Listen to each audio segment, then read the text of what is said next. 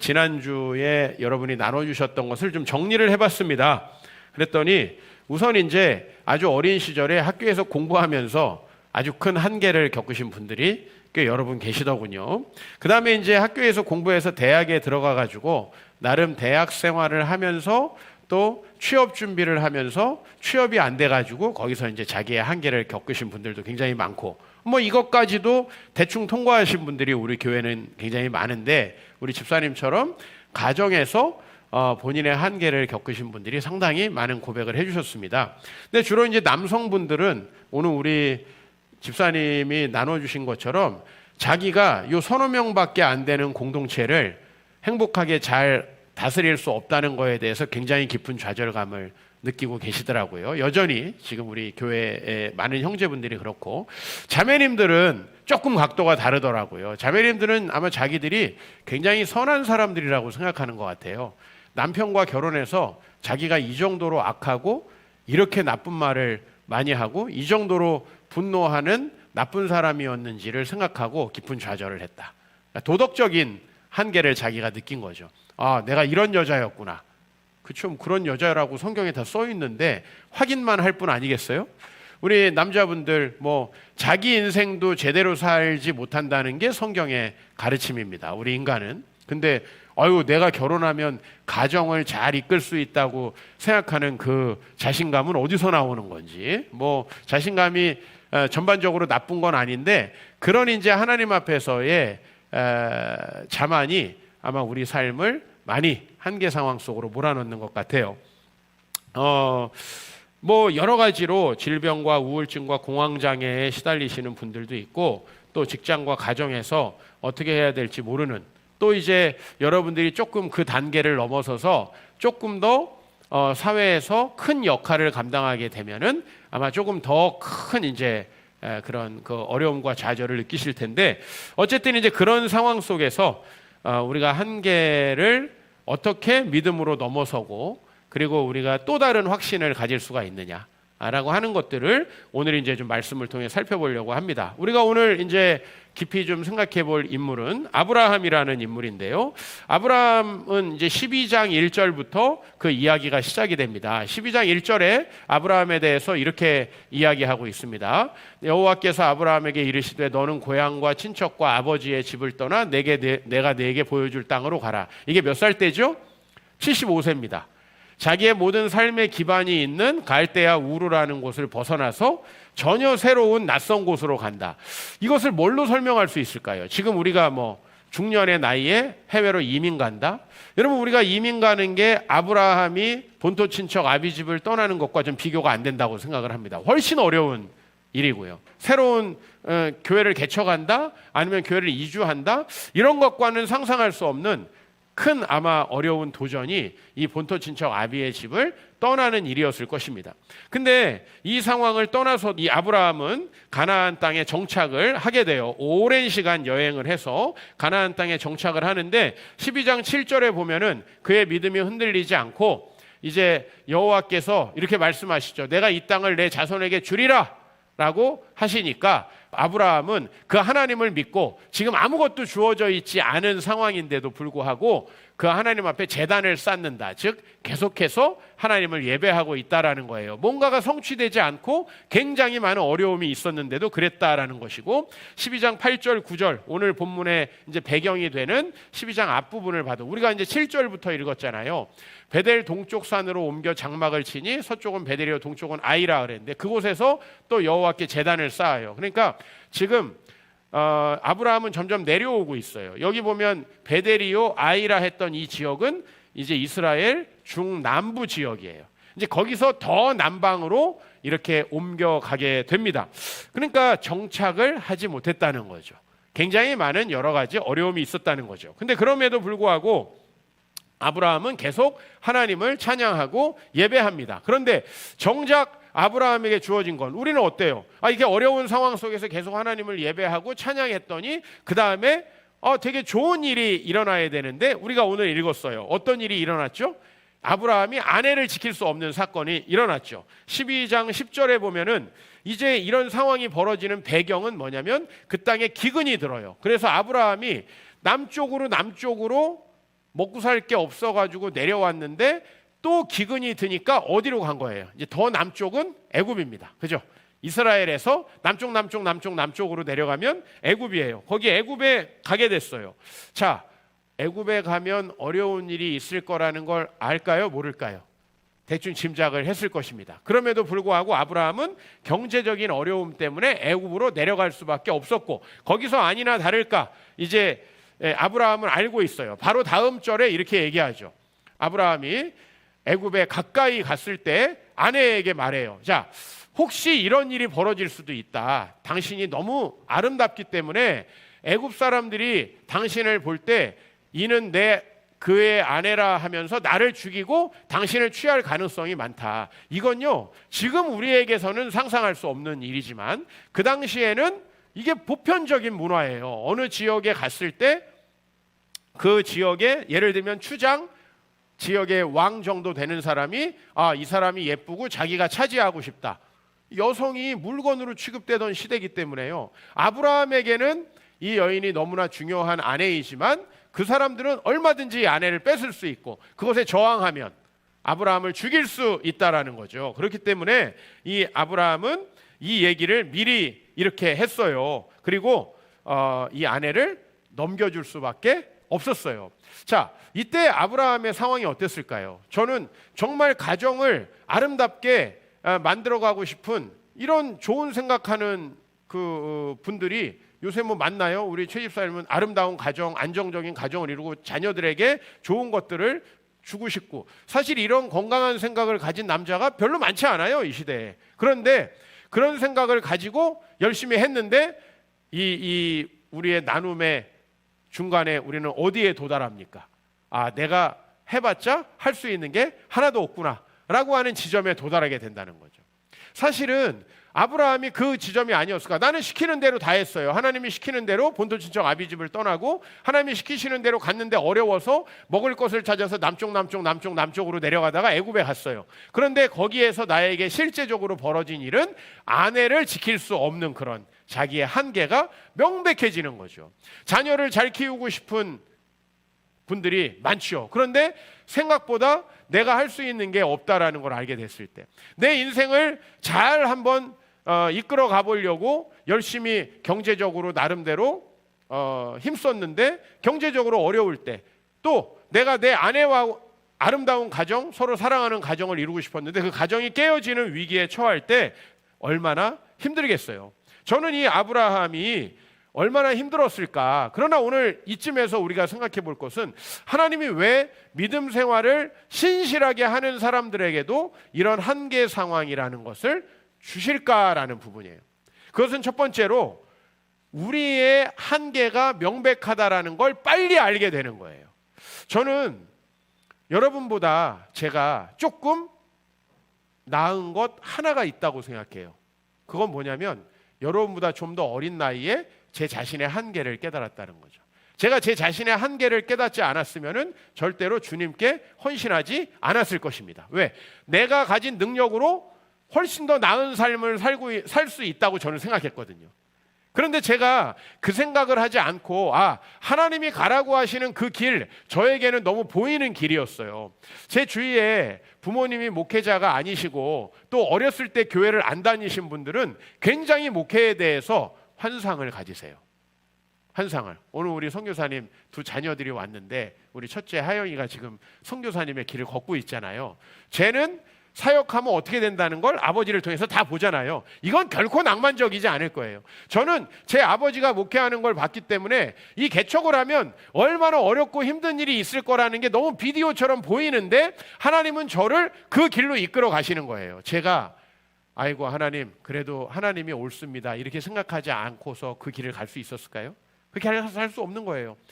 저는 빨리, 여러분들보다 조금 빨리 제가 얼마나 부족한 사람이라는 것을 한계를 인정하게 되었다. 그것이 바로 하나님께서 20대 초반에 저에게 주신 은혜라고 생각이 들어요.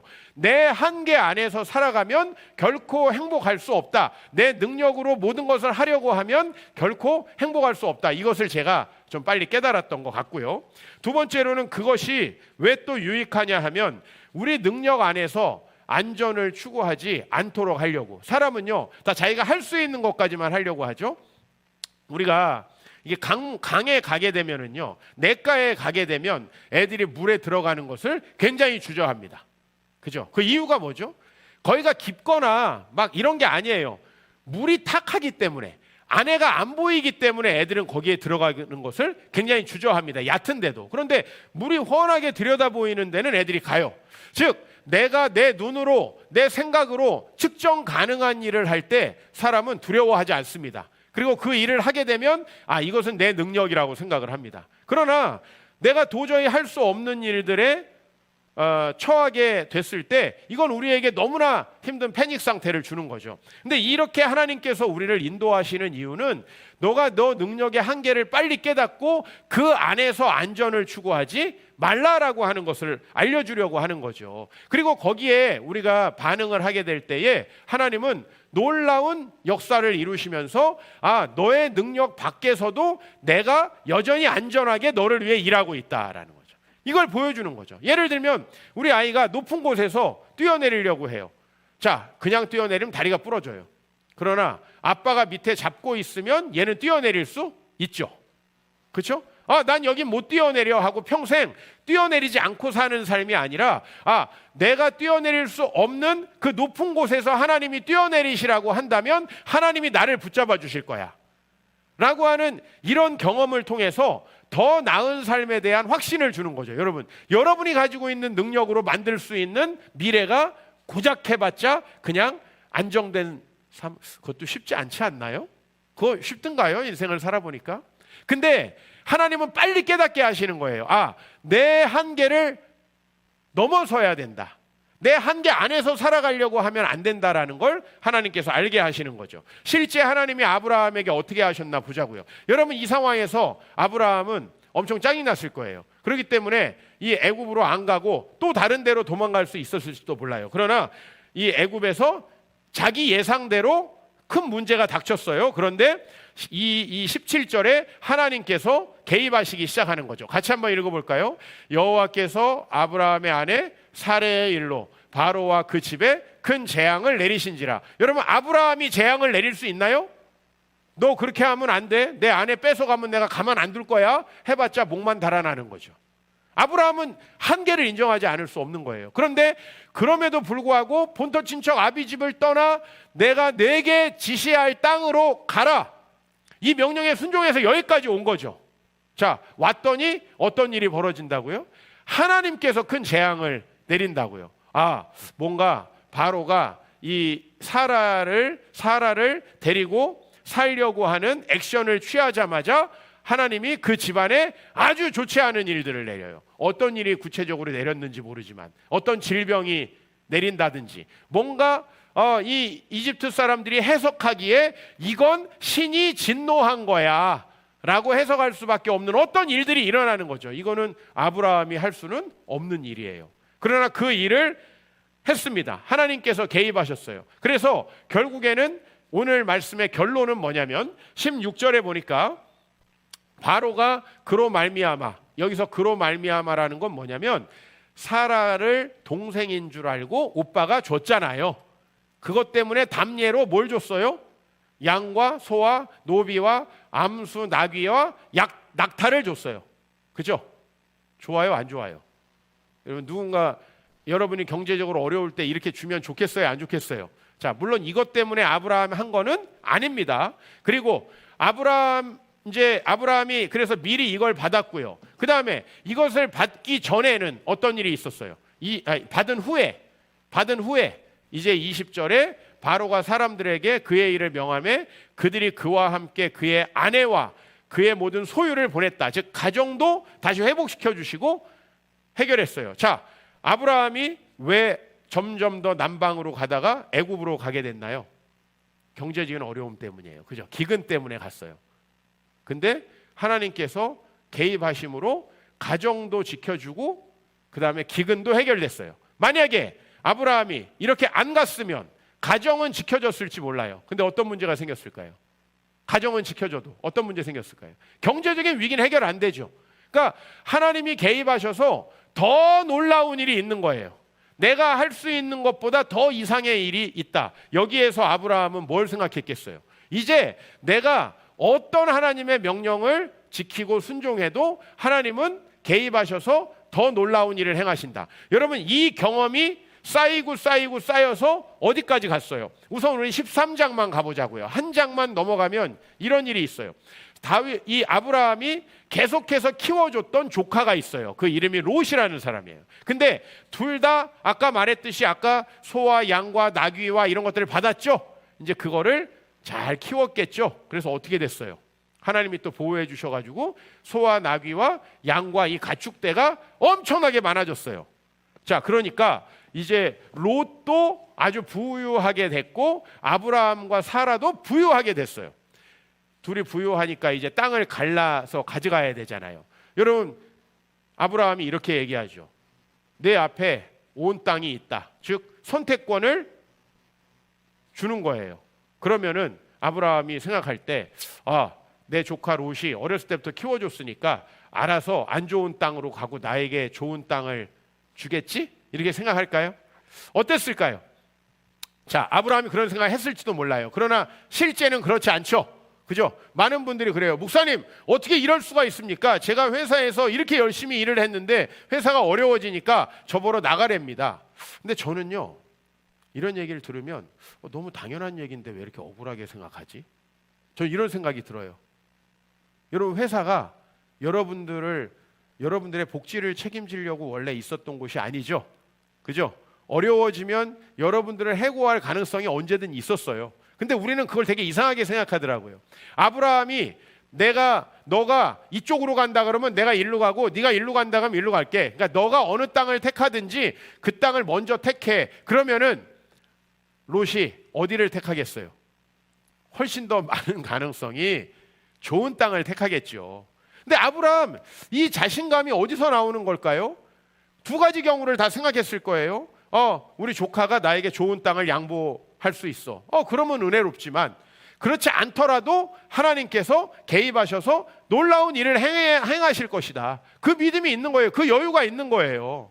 자, 이런 아브라함의 믿음을 하나님께서 이렇게 반응하십니다. 14절 15절을 보면은 롯이 아브라함을 떠난 이후에 여호와께서 아브라함에게 이르시되 너는 눈을 들어 너 있는 곳에서 북쪽과 남쪽 그리고 동쪽과 서쪽을 바라보라. 보이는 땅을 내가 너와 네 자손에게 주리니 영원히 이르리라. 즉 자기는 지금 뭔가 좋지 않은 땅을 얻게 되지만 하나님께서는 그 이후에 더 놀라운 일들을 이루실 것을 얘기하고 있어요. 이거는 아브라함이 할 수 있는 게 아니에요. 근데 아브라함은 계속해서 자기 한계를 넘어설 수 있다는 것을 경험하고 있습니다. 제가 제 인생을 살아오면서 가장 어려운 일을 두 가지 꼽으라면 첫 번째는 개척하는 일이고 두 번째는 이전하는 일입니다. 오늘 우리 선교사님 오셔가지고 너무 아름답고 좋습니다 그러는데 보시는 분은 좋지만 저는 굉장히 힘들었습니다. 뭐가 힘들었냐면 이 인테리어가 진행되는 건 많은 분들이 도와주셔가지고 힘들지 않았어요. 이걸 제가 마음 먹는 거가 너무 힘들었어요. 이걸 마음 먹는 거, 이걸 결정하는 게 너무 힘들었어요.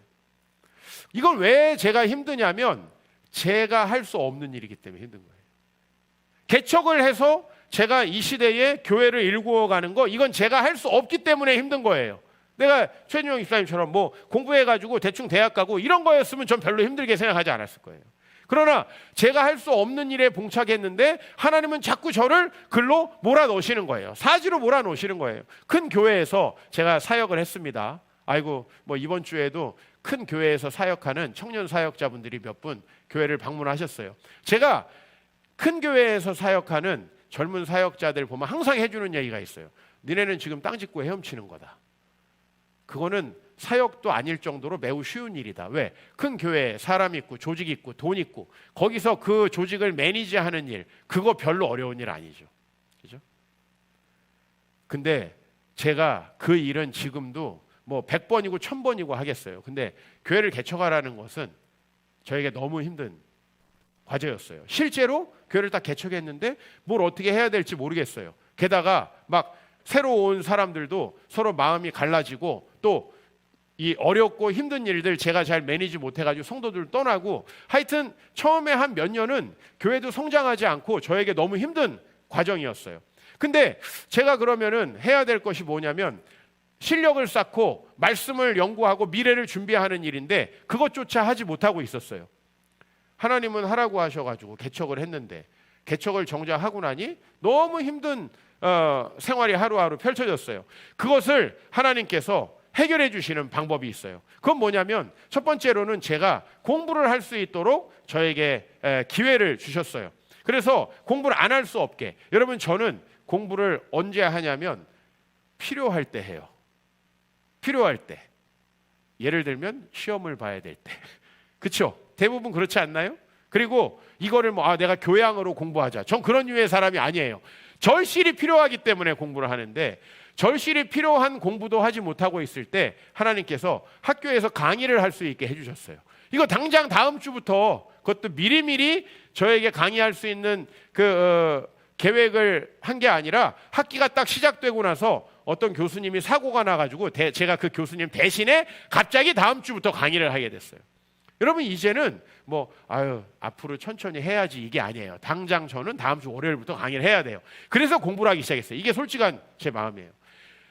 하나님께서 저를 아시고 저는 다른 사람 앞에서 뭔가를 제가 이 가르쳐야 될 때만 공부하는 사람이라는 걸 아시고 그 기회를 저에게 주셨어요. 그렇게 공부를 했어요.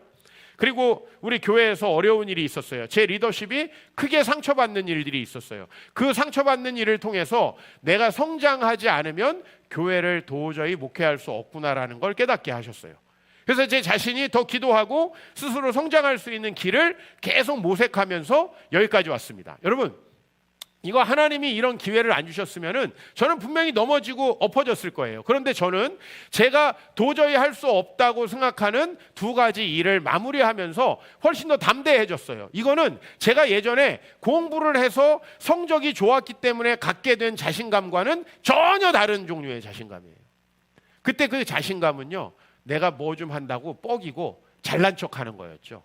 근데 그게 얼마나 미천이 뻔한 것이고 별거 아닌 거라는 걸 알게 됐죠. 지금 제가 갖고 있는 자신감은 어차피 내 힘으로 할 수 있는 건 별로 없지만 내가 하나님을 믿고 그분이 가라고 하시는 길을 가면 하나님께서 해주실 거야 라는 요 자신감이에요.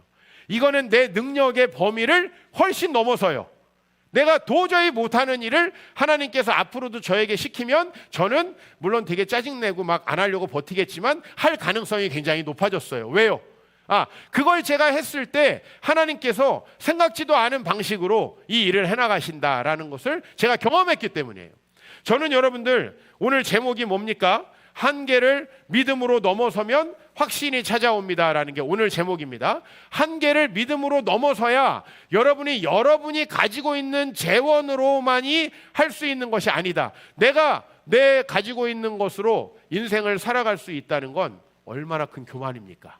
반대로 말하면 여러분이 여러분의 가진 것으로 인생을 살아갈 수 있다고 생각할 때 여러분 얼마나 절망이 드십니까? 얼마나 좌절하십니까? 그걸로는 못 사는 거예요. 내가 가지고 있는 능력으로 이 험한 세상을 살아간다? 이것은 지나친 만용이고요. 그렇게 여러분이 생각하는 순간 불안해지기 시작해요. 제가 지금 돌아봐도 제가 가장 교만했을 때는 대학을 붙었을 때예요. 대학을 딱 붙으니까 그 대학교에 이제 들어가기도 전에 한 2달 전부터 저를 학교에서 계속 불러내서 이런 행사 저런 행사를 하는데 그 학교에서 해주는 게 뭔지 아세요? 마음에다 바람을 넣는 일이었어요. 우리 학교가 얼마나 좋은 학교고 우리 학교를 졸업한 사람들이 얼마나 훌륭한 사람들이 많고 너네들이 여기에 왔다는 자체로 대한민국에서 정말 소수에 속하는 대단한 사람이야. 이제 이런 것들을 저에게 불어넣어 주는 거예요. 그게 진짜인 줄 알고 제 마음이 얼마나 교만해졌는지 저는 그때 제가 하나님께서 저에게 어렸을 때부터 주신 이 목회를 안 하기로 결심을 했어요. 근데 그러면 이제 내 인생을 뭐 할지 스스로 결정해야 되잖아요. 저는 그래 본 적이 없어요. 20살 때까지 제가 뭘 할지에 대해서 하나님이 이거 시켰으니까 그거 해야지. 그걸 하려면 뭘 공부해야 돼? 그럼 이걸 공부해야지. 그걸 하려면 이렇게 준비해야 돼. 그걸 하고 살다가 제가 제 삶의 목적을 딱 제가 선택하기로 하는 순간부터요. 제 마음이 불안해지기 시작하는데요. 난 뭘 하지? 일단 맨날 헷갈려요.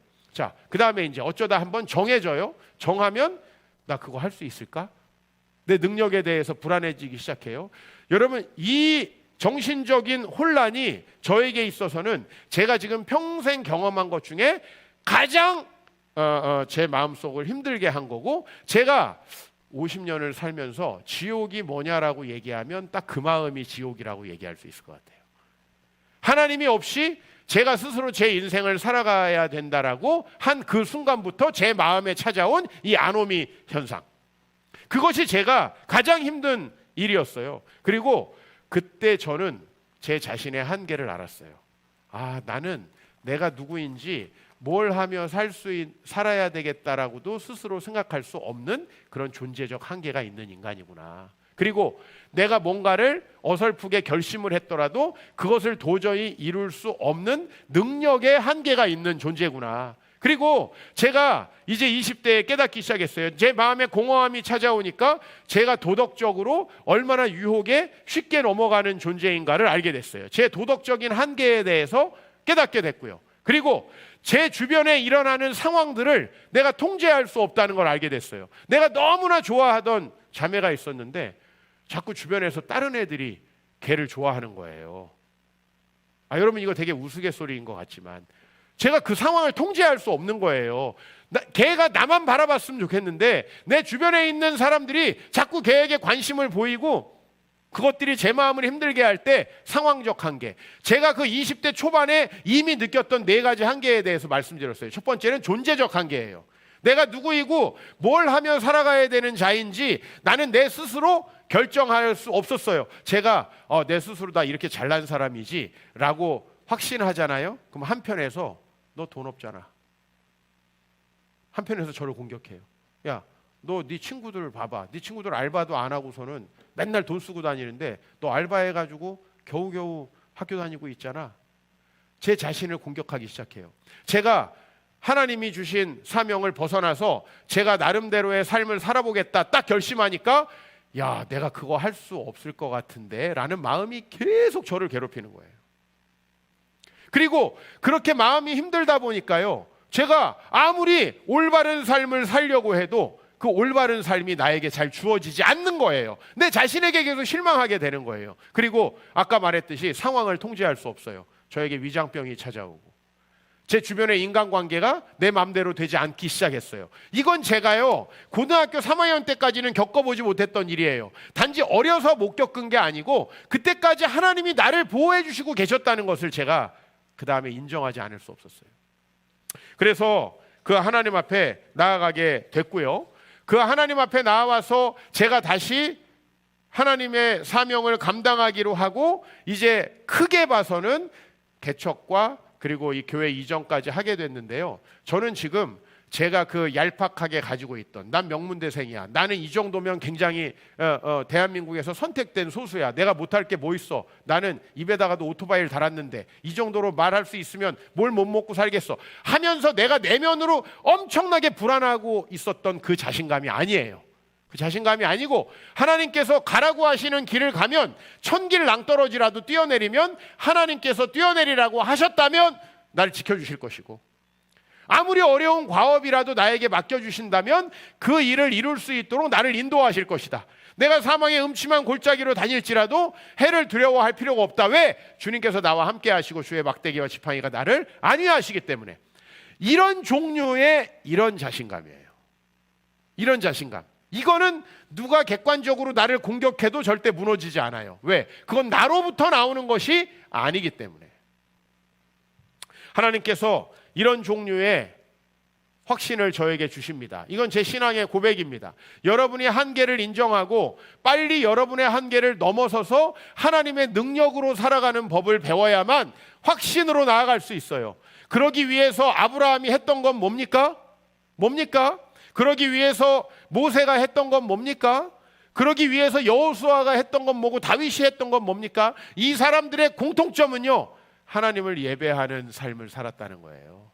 왜냐하면 우리가 하나님을 예배하지 않으면 그런 마음이 들질 않아요. 하나님이 도와주시질 않는다고요. 오늘도 우리가 지금 온라인으로 예배드리고 계신 분들 잘 생각하셔야 돼요. 우리의 온라인 예배라는 게 얼마나 편의성이 있고 우리의 온라인 예배가 얼마나 잘 드려지기가 어려운가에 대해서, 물론 이곳에 오신 분들도 얼마나 순간순간 사탄이 우리를 공격하고 우리를 잠으로 이끌고 가는가에 대해서 잘 생각하셔야 된다는 거예요. 그래서 우리가 아브라함처럼 어떻게 가는 곳마다 예배에 집중할 수 있을까? 어떻게 하나님 앞에 우리는 정말 우리 자신을 드리는 삶으로 나아갈 수 있을까? 그곳에서 우리 삶을 넘어설 수 있게 된다는 거예요. 아브라함과 모세와 여호수아, 다윗 이런 사람 예를 들었지만 이 사람들은 자기의 한계를 넘은 사람들이에요. 자기의 힘으로 할 수 있는 일을 훨씬 넘어선 사람들이에요. 그러니까 이 사람들은 되게 자신감이 넘쳐요. 근데요, 하나님 앞에서 너무 겸손하지 않아요? 다윗 골리앗 앞에서 쫄아요, 안 쫄아요? 안 쫄아요. 근데 나단 선지자가 책망하니까 납작 엎드리고 기도하지 않아요? 얼마나 자신감이 넘치면서 얼마나 겸손합니까? 이게 기독교인의 특징이에요. 아니, 내가 뭘 못해? 하나님께서 개척하라고 하시면 할 수 있어요 라고 얘기하지만 사실은 하나님 앞에서는 이게 정말 주님의 뜻입니까? 라고 너무 겸손하게 나아갈 수 있는 거예요. 왜? 하나님이 하라고 하시지 않은 일을 하면 넘어진다는 걸 알기 때문에. 그러나 하나님이 하라고 하신 그 일을 했을 때 우리의 삶은 얼마나 안전한가를 경험할 수 있기 때문에. 그래서 저는 여러분들이 빨리 한계를 인정하고 넘어서야 한다. 여러분, 우리 기독교 지성사에 가장 뛰어나고 머리가 좋은 사람, 어거스틴이라는 사람이에요. 이 어거스틴은요, 어렸을 때 어머니가 열심히 기도하면서 이 아이를 키웠는데, 아이고, 나는 하나님 없이도 살 수 있어. 야, 그거 기독교 말도 안 되는 것 같아. 왜냐면 이 세상에 이렇게 악한 일이 많은데 이 세상을 하나님이 창조했다고? 그러면 악은 어디서 나온 건데? 이러면서 비아냥거리던 사람이에요. 그리고 자기가 철학을 공부해가지고 그 히포라고 하는 북아프리카에서 태어났는데, 그때 당시에 로마 제국의 수도는 어딥니까?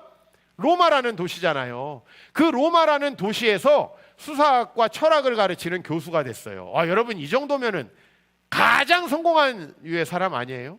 그런데요, 자기 한계가 찾아오기 시작했어요. 자기는 분명히 바른 삶을 가르치는데 자기는 육체의 욕망에 한번 사로잡히면 절제를 하지 못해요. 그래서 도덕적으로 많은 성적인 범죄를 저질렀어요. 사생아를 낳고 유부녀와 성관계를 갖고 자기의 도덕성이 완전히 무너진다는 것을 경험했어요. 그리고 자기는 올바른 삶에 대해서, 수사학에 대해서, 철학에 대해서 가르치는데 자기가 가르친 사람들이 변화되지 않을 뿐만 아니라 자기도 점점 자기가 가지고 있는 이성 안에서 이 세상을 설명하는 게 불가능하다라는 것을 깨닫게 되기 시작하는 거예요.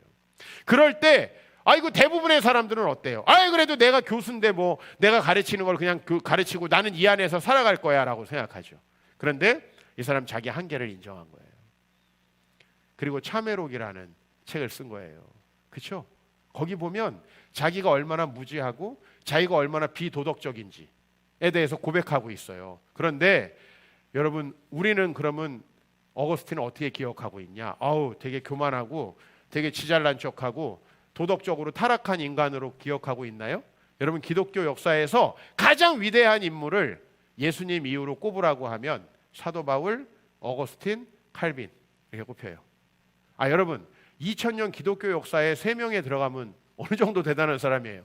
여러분, 반에서 3등 안에 들어보셨어요?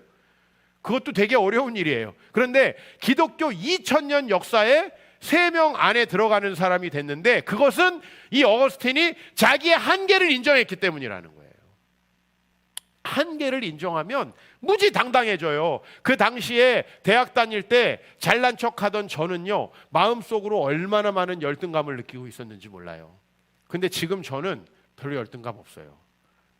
내가 하나님 앞에서 잘 살까 이거에 대해서는 늘 고민이 많아요. 그러나 내가 누굴 보고 열등감 없어요. 왜냐하면 그 사람도 하나님 창조하신 사람이고 저도 하나님 창조한 사람인데 저는 제 사명을 하나님 뜻에 따라 감당해 가면 되는 거예요. 그리고 실제로 교회를 개척해서 여기까지 왔는데 이 모든 과정들을 하나님께서 내 스스로의 한계를 훨씬 초월해서 하신다는 걸 알게 되니까 이제 미루어 생각할 수 있지 않아요? 앞으로 하나님께서 60살쯤 저에게 또 감당할 수 없는 어려운 일을 시켰다. 제가 하게 될 가능성이 많다라고 말씀드렸어요. 왜? 옛날에도 해주셨으니까. 30대에도 한 건 크게 해주셨고 40대에도 한 건 크게 해주셨는데 50대에 저에게 또 어떤 어려운 일을 일으키신다면 그걸 내가 할 수 있다라고 계산하는 순간에 저는 못하겠죠. 그러나 하나님께서 그 일을 하라고 하셨다면 반드시 이루어진다. 여러분, 이런 확신보다 더 위대한 것이 어디 있습니까? 하나님께 맡기고 믿음의 길을 걸어가시고 여러분 반드시 하나님께서 여러분의 한계를 넘어서는 것을 경험하시기 바랍니다. 여러분이 아무리 능력 있는 사람이라도 우리가 고백하건대 우리는 우리 가정 하나 제대로 이끌 수 없고, 아니 나와 다른 그 이성과 그 한 사람과도 일평생 사랑하면서 산다는 게 얼마나 힘든 일인가, 이걸 알게 되잖아요. 그게 우리의 한계잖아요. 그죠? 이걸 깨닫게 되었을 때 여러분 오히려 쪼그라들고 나는 아무것도 아니구나 이렇게 되는 게 아니라 그런 아무것도 아닌 나를 사용하셔서 놀랍게 일하는 하나님을 경험하게 된다는 거예요. 그래서 다윗이 사울도 나가지 못하고 아무도 나가지 못하는 골리앗과의 전장에 나갈 수 있었던 거예요. 내가 싸운다고 생각했으면 이겼겠어요? 그러나 사무엘상 17장에 이렇게 얘기해요. 나는 너가 모욕하는 만군의 여호와의 이름으로 지금 나온 거야. 내가 싸우러 나온 게 아니야. 하나님이 나를 통해서 일하실 것을 믿고 나온 거야. 여러분, 이게 당당한 거지. 그러나 사울은요, 장수이고 그렇게 키가 크고 등치가 좋아도 골리앗이 쳐들어오니까 왕궁에서 누구 나갈 사람 없느냐 이러고 있단 말이에요. 누가 용감한 사람입니까? 누가 정말 자신감 있는 사람입니까? 자기의 한계를 뛰어넘는 사람이 자신감 있는 사람이죠. 다윗이 골리앗 앞에 나아가서 이렇게 고백합니다. 너 이제 죽었어. 내가 옛날에 양을 치고 있었는데 나보다 등치가 더 엄청나게 큰 곰과 사자도 왔었거든. 근데 하나님께서 그들을 이기게 날 도와주셨어. 넌 이제 뒤졌어. 이 마음을 가질 수 있는 건 이건 얼마나 대단한 겁니까? 여러분의 한계를 뛰어넘어 확신에 거하시기 바랍니다. 한계를 알고 좌절하고 낭망하고 나는 이 결혼을 유지할 수 없구나. 나는 도저히 자식을 키울 수 없구나. 삶을 포기하는 사람이 얼마나 많아요. 이제 청년들이 지레 이런 어려운 상황에서 결혼은 무슨 결혼이냐. 나 혼자 살아야지. 이래 생각하고 있다고 합니다. 그러면 안 됩니다, 여러분. 이 말씀을 듣고 있는 청년들, 청소년들, 너희의 한계 속에서 살아가면 망할 수밖에 없다. 그러나 하나님을 경험하면 반드시 그 한계를 뛰어넘을 수 있다. 믿으시기를 주의 이름으로 축원합니다. 인생의 단계마다 또 한계가 찾아올 겁니다. 우리 최준영 집사님이 이제 가정에서의 한계를 훌쩍 뛰어넘길 바랍니다. 그러나 그 한계를 뛰어넘어서 조금 더 깊은 영적인 세계로 들어가면 또 내가 할 수 없는 일을 하나님께서 시키실 거예요. 이제 가정 하나 돌아보게끔 하나님께서 해주신 거예요. 그죠? 근데 이걸 뛰어넘으면 훨씬 더 큰 사명을 주세요. 근데 이제 이 경험을 잘 기억해야 돼요. 이거 내가 할 수 없는 거 주님이 하시는구나. 주님을 바라보니까 주님이 내 자녀를 키워주시는구나. 여기서 멈추지 말고 하나님께서 하라고 하실 때 우리 교회 공동체를 통해서 놀랍고 위대한 일이 일어날 수 있구나. 이걸 믿으시면 여러분의 인생은 정말 놀라운 삶으로 변화될 줄 믿습니다. 한계가 찾아올 때 하나님의 주권 하에서 우리 주님을 인정하고 오늘 우리 함께 찬양하면 주겠습니다.